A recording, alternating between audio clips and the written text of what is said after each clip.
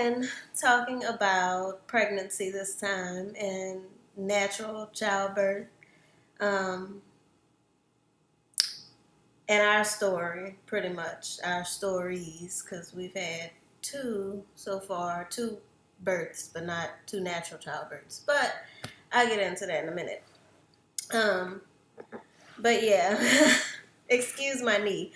I wanted to share kind of how we do things with you guys, with the ladies who are interested in um, giving birth naturally, going through pregnancy naturally, and they may be uh, scared, which is the biggest thing, scared, or you have doctors who are feeding you fear and family who's scared for you and all that. So I just wanted to share what I do and what I've been through and how we picked this path.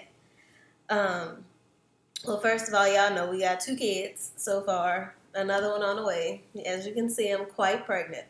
I'm only 7 months, though, well, almost 7 months actually. Um,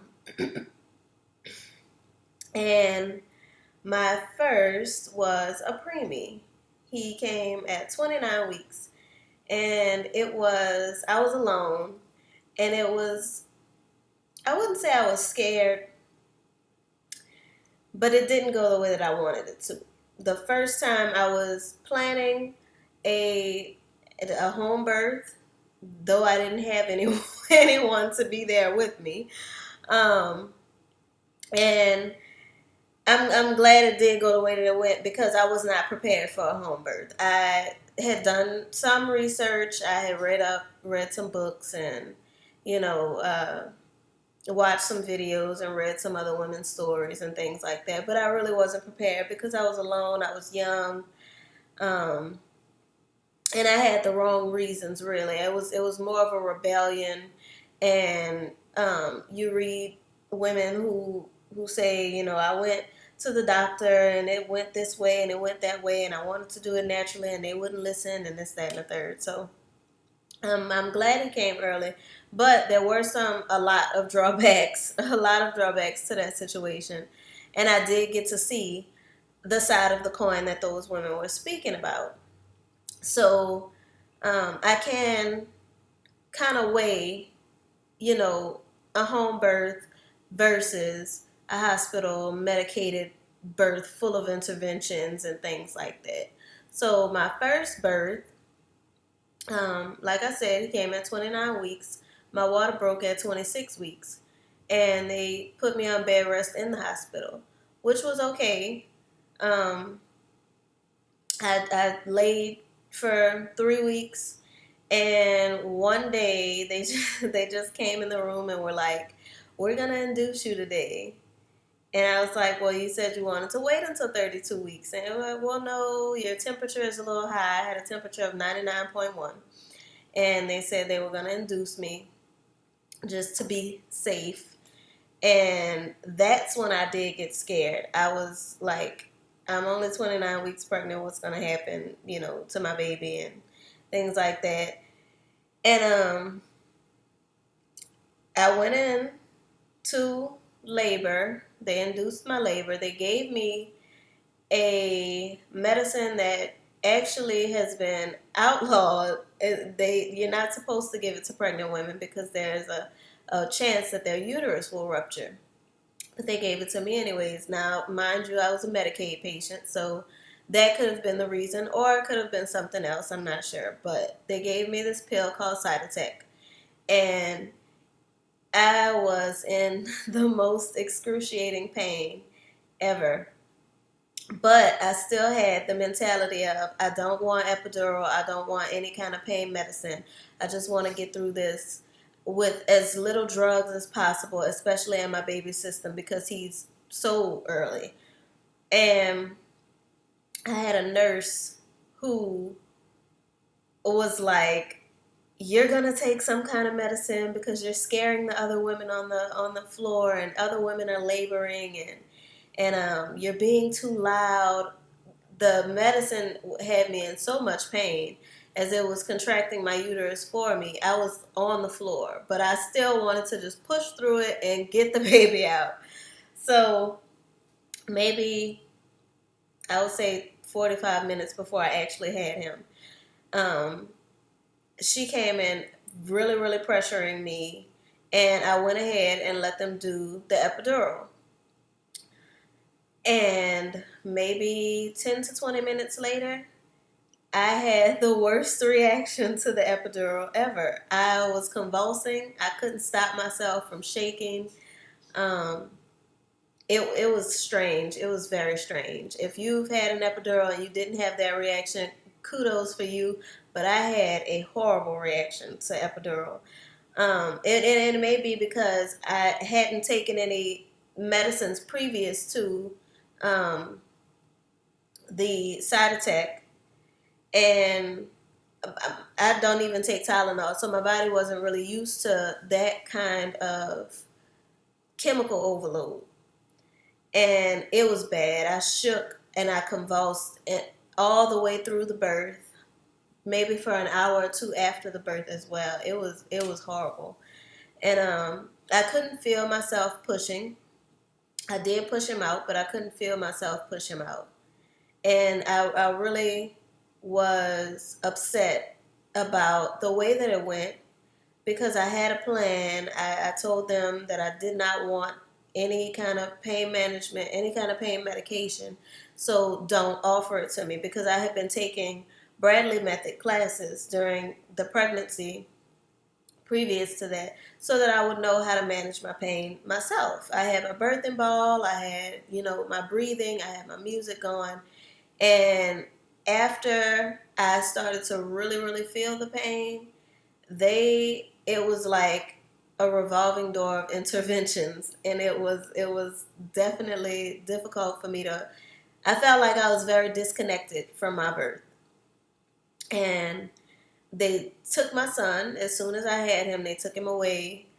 I couldn't hold him for probably 4 days after I had him. He was in a ventilator. He didn't have any breathing problems. They didn't have to put him on any kind of breathing machines or anything. Thank God for that. But they were just extra cautious. I told them I didn't want him to get any kind of injections, which they did listen to that. But they tried to fear factor me. They tried to scare the living hell out of me. But by that point, I was like, you know what? F y'all and this hospital. I'm ready to get my baby home. They told me, well, if anything happens to him, you're going to be responsible for it. And they can come and take him away. And all this crazy, crazy stuff. They did all kind of spinal taps and things on him when nothing was wrong. They just went overboard, in my opinion. The only thing, he just had to gain some weight before he could leave. I did breastfeed.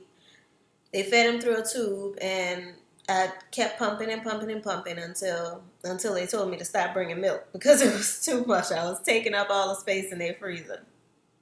But I was there every day with him, and basing my experience with the hospital on that,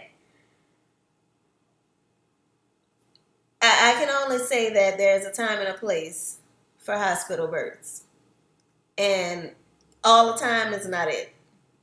I do have elders in my family who have had premature babies and sickly babies and things like that at home, and those children are now my elders. So I've seen natural living. So after that, I was determined.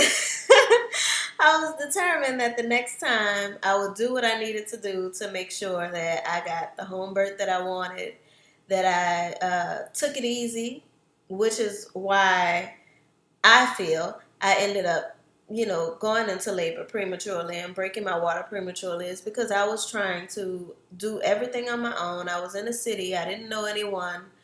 I didn't have any help. So I was doing everything on my own.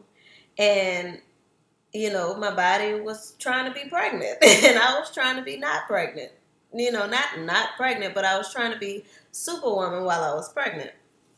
So the next time around, I was with my husband, of course, and I told him that at 5 months I did not want to work anymore. That once I got to 5 months pregnant, I didn't want to work anymore. Now I know that that's not an option for everybody or every woman, but you do need to put a time limit on, excuse me, how long you're gonna go hard. I'll say, um, pregnancy is a time to slow down. It really is. It's not the time to be superwoman. So, having learned that the first time around, the second time around, I told my husband, after I'm 5 months pregnant, I don't want to work anymore. And it just so happened that things fell into place so where that was able to manifest. And I stopped working at 5 months and started to be pregnant. I just sat home and was pregnant. I took care of our 4-year-old was 2, going on 2 at the time. Took care of him, and that was it. Um, Excuse me, I'm stirring. I had done a lot of research. As if you follow us, herbs is my thing. So I had done a lot of research on what herbs I should be taking to keep my body healthy, to tone my body up during pregnancy. I also started taking a food-based prenatal vitamin, which I definitely, if you have problems with prenatal vitamins, which I did the first time around, I definitely suggest you try a food-based vitamin because it was a total difference for me. So I switched to a food-based prenatal vitamin, and the second time around we did a home birth. We did do an unassisted home birth, which I don't recommend if you are not 100% fearless and faithful. I do not, because people will call you crazy. People will say you're abusing your child and your children, and you don't know what you're doing, and people will really try to make you feel like you are doing something wrong. So if you're not 100% there with yourself, with your spouse, with God, don't, get you a midwife, get you a doula, and do it that way. But um, I did even more research. I read even more books. I took my herbs on time. Like this here is red raspberry leaf, nettles, and moringa, which is a great mix for me and also for pregnant women because the red raspberry leaf tones your uterus. The nettles has pretty much all of your vitamins and a high dose of vitamin K, which your baby needs right at birth. And moringa has lots of vitamins as well. So um, this is my second glass today, or my second cup today. But just have your ducks in a row as far as that's concerned. As far as mentally, um, have everything sanitary. During pregnancy, that's pretty easy because we get addicted to cleaning. But yeah, it's been proven. That's the thing. We chose this because it's been proven that an intervention-free birth tends to go better. And I have experienced that an intervention-free birth tends to go better. The second time around, my water broke probably around midnight. And I didn't start active labor until about 7 in the morning. And my husband had left for work probably around 4. And I called him and told him to come home. By the time he came home, I was like active, active, active. And the pains were there. I had my birthing ball. My son was home. He labored with us. And it wasn't even, it went, I started active labor around 7. I had him around 9:50, no, about 9:30. And that was that. I pushed him out. Um, my husband delivered him, and I went laid in my bed and nursed him and ate some watermelon. It was a very peaceful experience up until other people came. My husband was excited, and he had, had asked him to wait until I got, settled a little bit. But he was so excited. He called family, and family came, and family is scary sometimes. So, like I was saying, if you're not 100% there, if your support system isn't 100% there, you and your spouse sometimes is all that you need. You and your midwife is sometimes all that you need if your spouse is not going to support you. Um,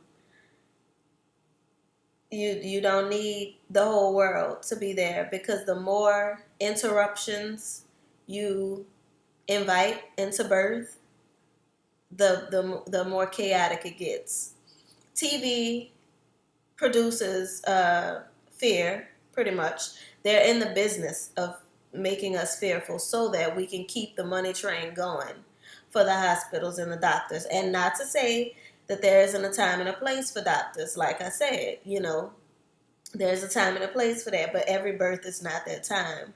Actually, I was just reading, I'm always reading articles about birth, and I was just reading last week that now in the United Kingdom, they're recommending women to have home births. If you're in a low risk pregnancy, they're recommending that you don't go to the hospital, because the cesarean rate is so high, because the intervention rate is so high, the maternal mortality rate, fetal mortality rate is higher when you go to the hospital.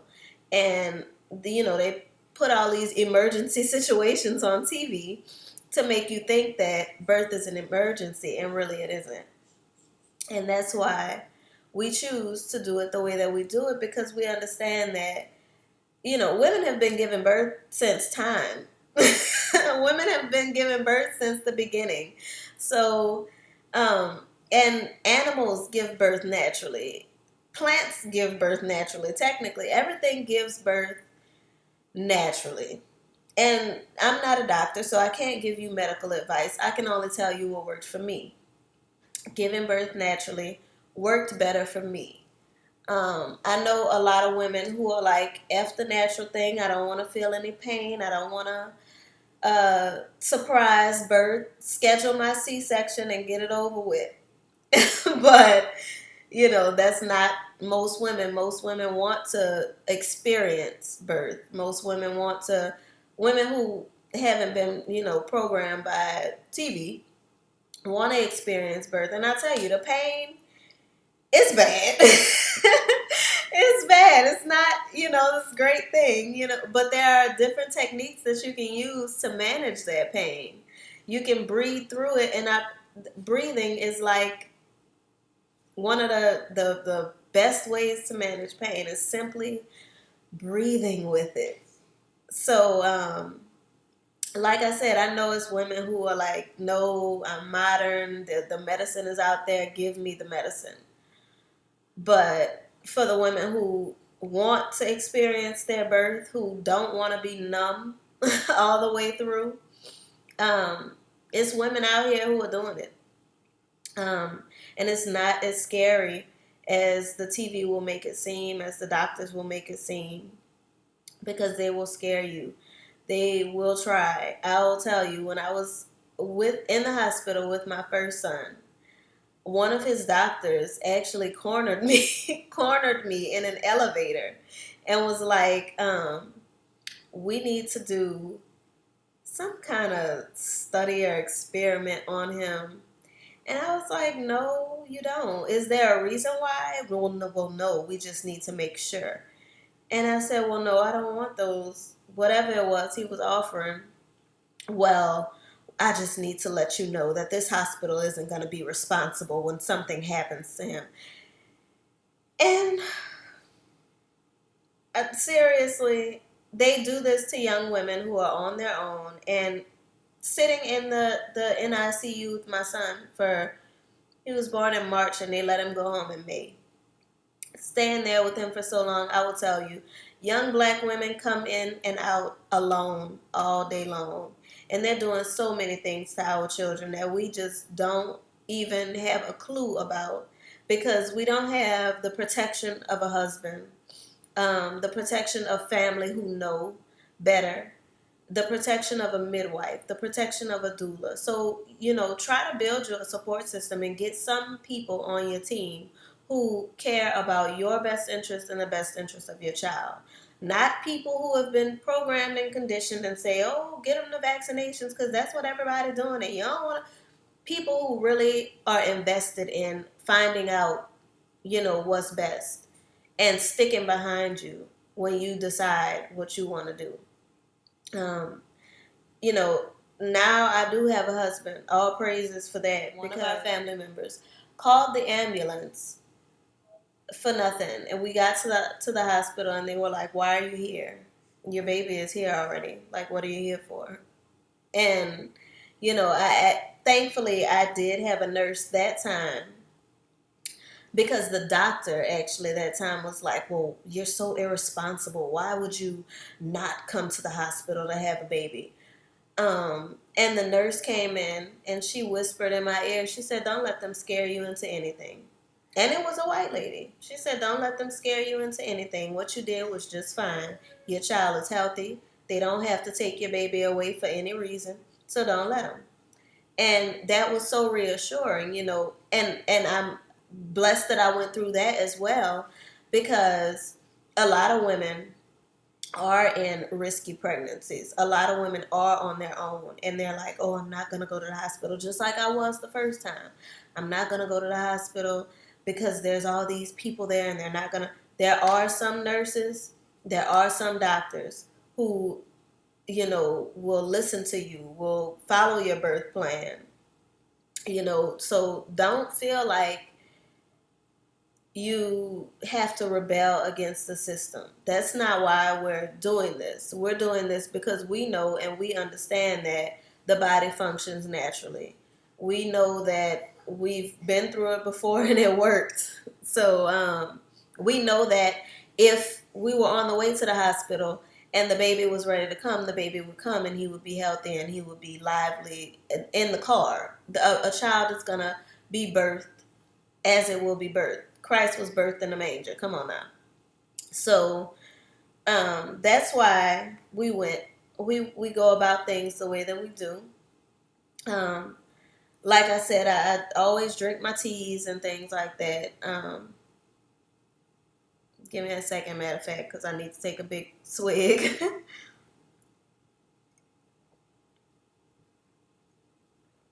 But I always drink my teas. I, stay abreast on what herbs are best for me during pregnancy, after pregnancy, for my kids, for my husband, for all of us. And I stay away from people who are fearful. It's difficult to do because most people nowadays are fearful. Your parents are fearful. Your mom is fearful. Your aunts are fearful. Your cousins are fearful. But once you have something in your head that you're going to do, it is so important to stay away from people who are going to put a negative image in your head. Don't listen to women who have crazy birth stories. Like, I shared my birth story because I know that there are women out there who need to be able to weigh the options. But those women who are like, "Oh, girl, I was in labor for 55 hours, and oh my God, I was bleeding all over the place." And seriously, I mean, labor is labor. Okay, it's not easy. It's not a walk in the park. There's something called hypnobirthing, though. I think next pregnancy I might give it a try because I heard they get it easy. But people will try to scare the mess out of you. Oh my goodness, it's not that bad. The pain is bad, but once you get to the other side of it, it's like, okay, I got through it. And then you have the people who will, because literally there were two sides. I had the people who were like, you're crazy, you're abusing your children. And trust me, people gonna tell you you're abusing anything that you tried that goes against the grain with your kids. People gonna say you're abusing them. We don't give our babies sugar, like refined sugar, candy, Kool-Aid, all that foolishness. And a lady told us just the other day, oh, y'all are so abusive. That's child abuse. So anything that you do that goes against the grain, people are going to say you're abusing your children and you're crazy. But so you have that group, and then you have the group that are like, oh my God, you're so brave. You're like Superwoman. And it's like, thank you, but no. I have air conditioning. I have a heater. I was able to sit in a hot tub of water or a warm tub of water and give birth. That's not brave to me. That's comfortable. Brave to me is those women on the other side of the world who are giving birth in the fields and giving birth in a hut. I watched, as a matter of fact, this birth on YouTube. This young girl in Africa, she was brave, baby. She was brave. She had people all around her making noise and shaking things, and oh no, baby, give me some good music, a quiet atmosphere, and a warm tub of water, a whole bunch of glasses of ice water, and I will be fine. That is the lap of luxury for me. Brave is our ancestors who were given birth during slavery. That's brave. But it's a compliment. But what it really is that I understand the body works. The body does what it was supposed to do, and when you don't interrupt it while it's doing what it's supposed to do, it will just get it done, and you can go about your day. So like after I had my second son, I was cleaning the house by that evening. And actually they didn't discharge us from the hospital. We were like, we're leaving. And the doctor tried again to scare us. Well, if anything happens to him in your care, then no, you're not going to take my child. So don't even, no. So come on, we about to go. Give me my paperwork. We leaving. Nothing is wrong with him. So you really have to get that mindset of this is me and mine, and you're not going to dictate what goes on with me and mine. You have your place. Your place is a doctor. Your place is when something goes wrong with me and mine, and it's a medical emergency, then I come to you and I let you do your job. But you're not his parent. You're not her parent. I am responsible at the end of the day for what goes on with my children. And you have to stand firm. Stand firm. If what you want is a natural lifestyle, stand firm on it. Believe in it. Don't let people tell you, oh, that's not going to work, because it's been working since time immemorial. It's been working for millennia. Not even centuries. It's been working for millennia. Hospital birth is a new phenomenon. I believe that it's illegal to have a home birth, but it's not. It may not be legal for licensed midwives to attend your home birth, but it's not illegal for you to have a home birth. But there's been such an increase in those kind of things, and that's why the United Kingdom is now promoting home birth for women, for low-risk women. And they do this because it's an industry, because birth is an industry. I truly, truly recommend, if you're even thinking about natural birth, if you don't have kids yet, but you want to give birth naturally when you do, if you have children or you've had kids and you want to do a VBAC or all kind of things that you watch, The Business of Being Born. And I think the other one is called Pregnancy in America or something like that. But they're both documentaries that look into the industry of birth and how they have industrialized it pretty much. They've made it a a money thing. And the more scared they can keep you, the more money that they will make. And that's as simple as that. Um, and honestly, the self-love that grows when you take care of yourself during pregnancy. I mean, go to the doctor and do your prenatal care if that's what you choose to do. But also understand that you still need to be taking care of yourself. You still need to be listening to your own body and learning your own body. And there's a deepened sense of self-love when you know your body, when you know I'm taking care of myself, I'm doing what's best for me, I'm doing what's best for my baby. There's a bond and a closeness that can't be replaced. And things like epidurals mess up the hormonal flow that happens during birth. So a lot of women are like, oh, I don't want to feel the pain, and I don't want to do this, and I don't want to do that, just give me the medicine. But the hormones of love that come, and this is scientific, you can look this up anywhere, that happen during birth, you miss that. So your bonding with your child is different. And I know that because it happened to me. Not to say that I love my first son any less, but the bonding was different. It was instant with my second son. And there was so much chaos around the birth of my first son that I had to really build that and make it happen.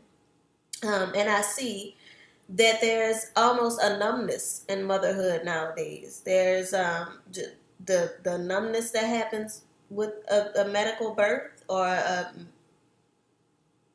what's the word? Medicated birth.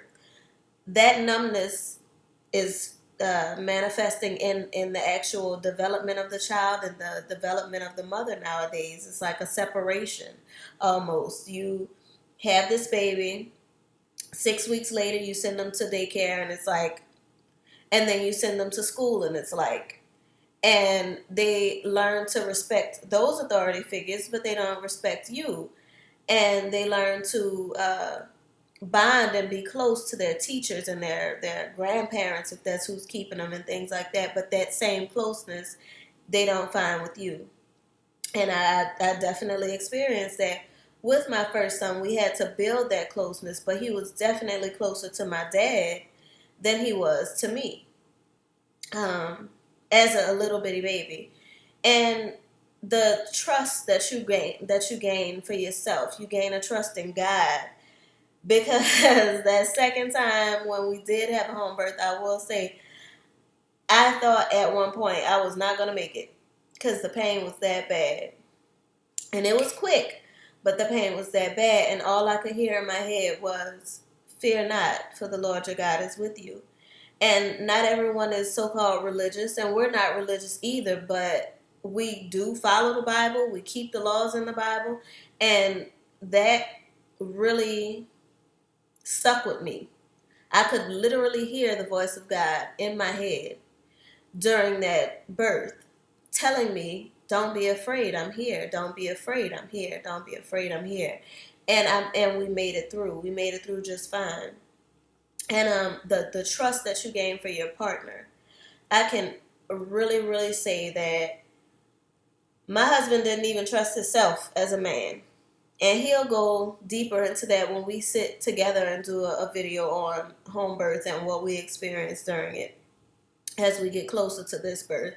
But he didn't trust himself, but he gained, I don't know, somebody outside the outside the window. I'm trying to figure out what that noise was.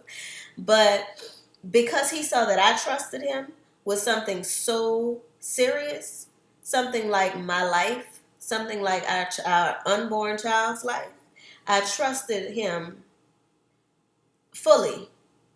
He grew as a man. He grew as a partner. He grew as a father and as a husband. So, a lot of us will say, I'm an independent woman and I'm this and I'm that. And, but are you independent, or are you just independent of your man? But you're depending on the system. You're depending on the industry to provide for you, to, do what a man is supposed to be doing for you. So you have to take all those things into consideration. We don't, with birth and family life, which is what we promote, we don't want to separate the man and the woman. And in a hospital, that happens for real. If you've had a hospital birth, they will try to send your husband way on the other side of the room somewhere, and he has nothing to do with what's going on with you.